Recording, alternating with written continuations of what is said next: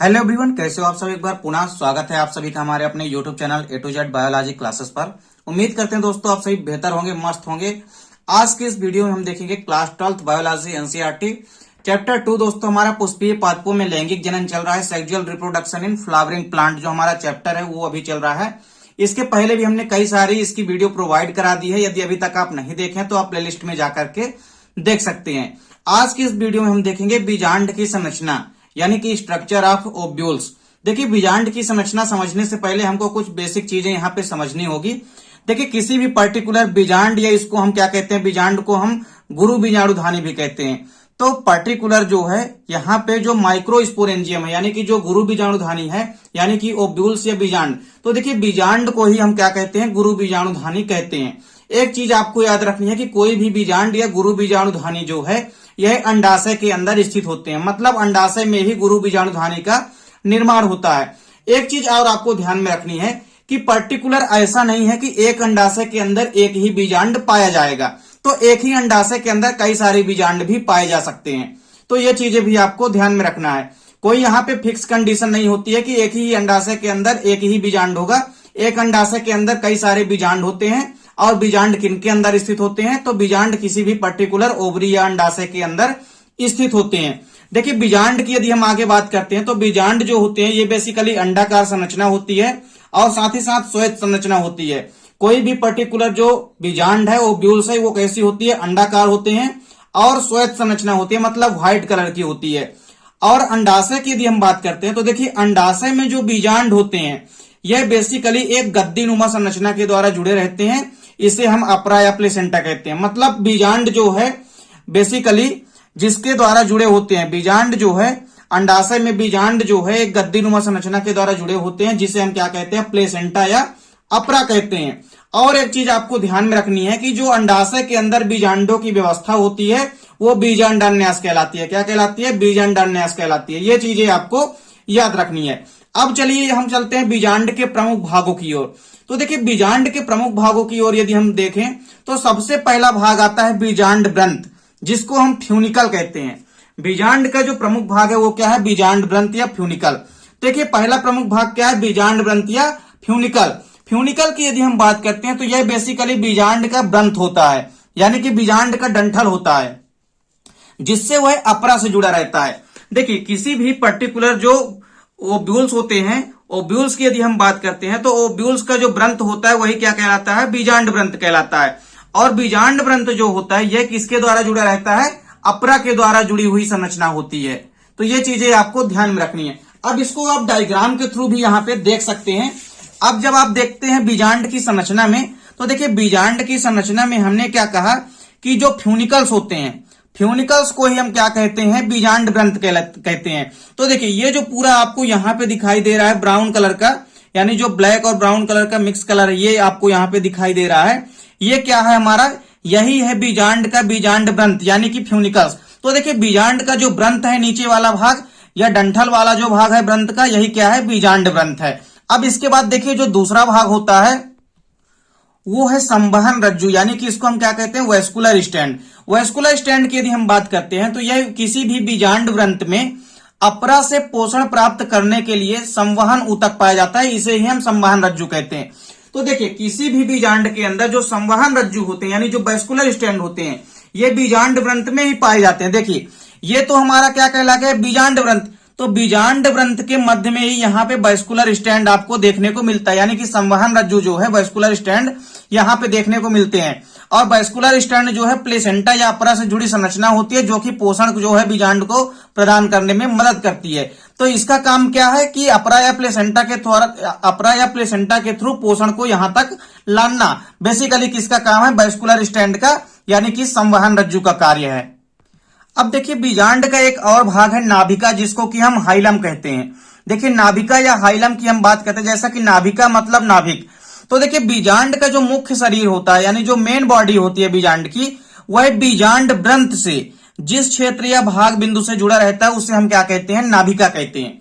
तो देखिए, बीजांड का जो मुख्य शरीर होता है वह बीजांड व्रंत के द्वारा जिस भाग पर जुड़ता है उसे ही हम क्या कहते हैं, उसे ही हम कहते हैं मुख्य रूप से नाभिका या हाइलम।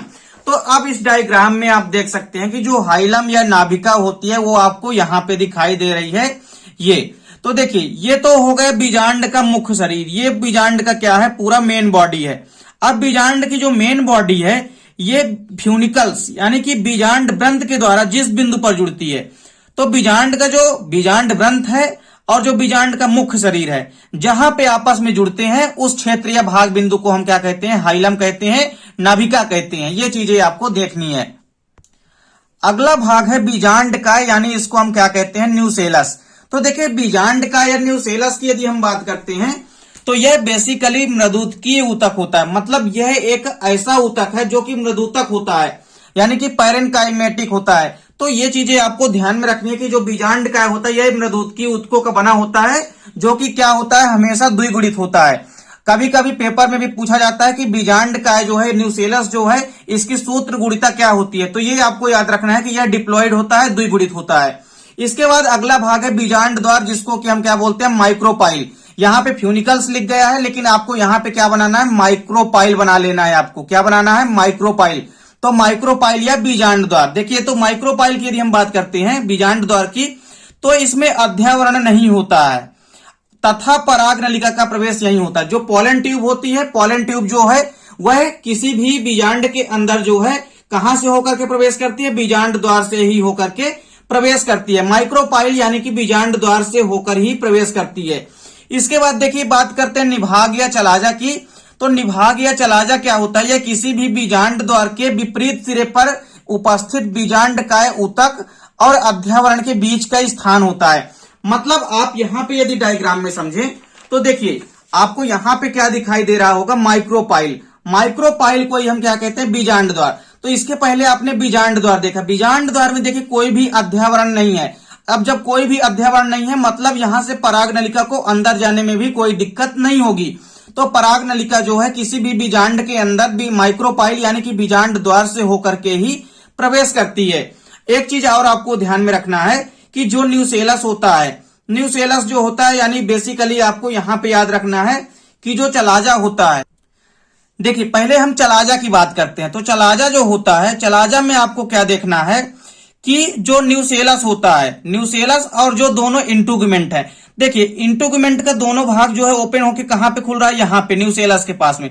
तो न्यूसेलस और इंटेगुमेंट का जो जंक्शन है जहां पे दोनों आपस में मिलते हैं, उसी भाग में जो स्थित विपरीत सिरे पर माइक्रोपाइल के, माइक्रोपाइल नीचे साइड है तो इसके ऊपर क्या है, चलाजा है।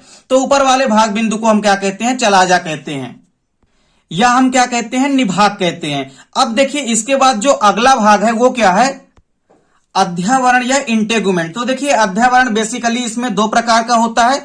बीजांड के अंदर दो प्रकार के अध्यावरण होते हैं, एक तो आंतरिक अध्यावरण और दूसरा होता है बाह्य अध्यावरण, मतलब आउटर और इनर इंटेगुमेंट। ये चीजें आपको ध्यान में रखनी है। साथ ही साथ जो अध्यावरण होते हैं इनका जो मेन फंक्शन होता है, मेन कार्य होता है, वो सुरक्षात्मक आवरण प्रदान करना होता है किसी भी पर्टिकुलर एम्ब्रियो सैक यानी कि मादा युग्मकोद्भिद या भ्रूण कोष को। तो भ्रूण कोष को सुरक्षा प्रदान करने का कार्य किसका होता है, अध्यावरण का, इंटुगमेंट्स का होता है। और इंटुगमेंट्स और जो न्यूसेलस है, न्यूसेलस से ऊपर दोनों के जो जंक्शन होते हैं उनको हम क्या कहते हैं, निभाग या चलाजा कहते हैं। अब अगला भाग क्या है, भ्रूण कोष यानी कि मादा युग्मकोद्भिद। One of the most important संरचना है भ्रूण कोष यानी कि मादा युग्मकोद्भिद, क्योंकि यही आगे विकसित होकर के मादा युग्मक का निर्माण करती है। तो पर्टिकुलर जब हम बात करते हैं किसी भी भ्रूण कोष या मादा युग्मकोद्भिद की, एम्ब्रियो साइक की यदि हम बात करते हैं, तो देखिए बीजांड काय में एक धसी हुई संरचना पाई जाती है जो भ्रूण कोष कहलाती है।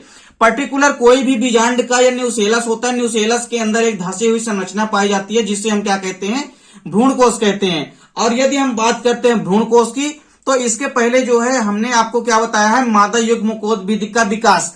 तो मादा युग्मकोद्भिद के विकास में हमने वहां पे आपको भ्रूण कोष की संरचना भी बताई है। और एक परिपक्व जो भ्रूण कोष होता है उसमें 7 कोशिकाएं होती है और 8 केंद्रक होते हैं। ये चीजें आपको ध्यान में रखनी है। तो ये चीजें भी आपको ध्यान में रखनी है। जो बीजांड काय होते हैं, तो बीजांड काय में एक धसी हुई संरचना पाई जाती है जिसे हम क्या कहते हैं, भ्रूण कोष, मादा युग्मकोद्भिद या एम्ब्रियो साइक कहते हैं। इसके अलावा एक और भाग है इसमें जो होता है मुख्य रूप से संधि रेखा या जिसको हम उभार कहते हैं। तो संधि रेखा या उभार की यदि हम बात करते हैं तो इंग्लिश में इसको हम रफी कहते हैं। यदि रफी की हम बात करते हैं तो यह बेसिकली नाभिका से भी ऊपर बीजांड ग्रंथ की अतिवृद्धि होती है और यह एक अनुलंब उभार का कार्य करती है।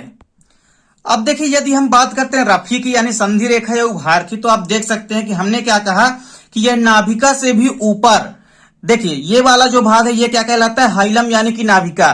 तो नाभिका से भी ऊपर, देखिए ये तो नाभिका का साइज हो गया, नाभिका से भी ऊपर देखिए जो बीजांड ग्रंथ की अतिवृद्धि होती है, बीजांड ग्रंथ की ये जो अतिवृद्धि होती है नाभिका से भी ऊपर, ये वाला भाग क्या कहलाता है, संधि रेखा या उभार कहलाता है। ये चीजें आपको ध्यान में रखनी है।